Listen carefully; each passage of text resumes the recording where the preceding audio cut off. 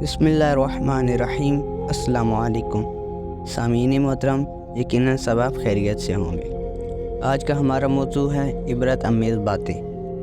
یونان کے وسیع فاتح سکندر کی جب وفات ہوئی تو اس کی میت کو طلائی تابوت میں رکھا گیا۔ اس کے جنازہ میں یونانی دانشور حکام بھی شریک تھے۔ سبھی دانا باری باری اس کے جنازے کے سامنے آ کر کھڑے ہوئے اور اس کے طلائی تابوت پر اپنے اپنے خیالات کا اظہار کیا۔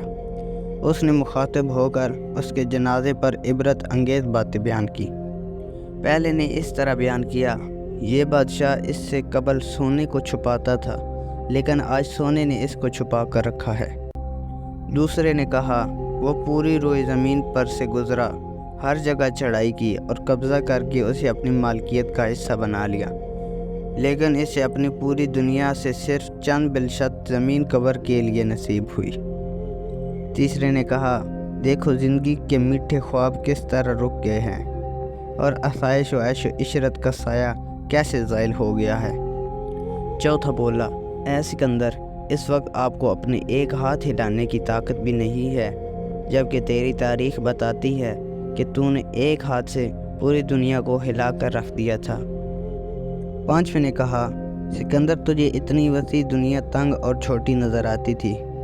تو ہمیشہ دائرۂ مملکت کو وسعت دینے کی کوشش میں مصروف رہا، لیکن آج تو اپنی چھوٹی سی قبر کی تنگ و تاریک کوٹھڑی سے گریز پر قادر نہیں ہے۔ چھٹا بولا، اس مرنے والے نے کثیر تعداد میں انسانوں کا صرف اس خیال سے قتل عام کیا کہ اس کی زندگی کو خطرہ نہ ہو، خود زندہ رہے لیکن بالآخر خود بھی زندہ نہ رہ سکا۔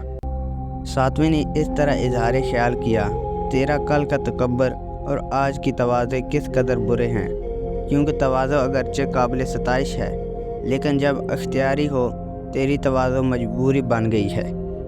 آٹھواں خطاب سکندر کے ہاتھوں شکست سے دوچار ہونے والے ایرانی بادشاہ دارا کی بیٹی کا تھا۔ میرے لیے یہ خیال ممکن ہی نہ تھا کہ میرے طاقتور باپ کو شکست دینے والا کبھی بادشاہ کبھی اس قدر بیچارہ اور مغلوب نظر آئے گا۔ نامہ خطاب سکندر کے دسترخوان کے باورچیوں کے افسر کا تھا۔ میں نے عمدہ چیزیں دسترخوان پر سجائیں، تیرے تکیہ بنا کر رکھے، قسم و نوا کے کھانے دسترخوان پر لگائے، لیکن کیا فائدہ جب محفل کا صدر نشین ہی نہ رہا۔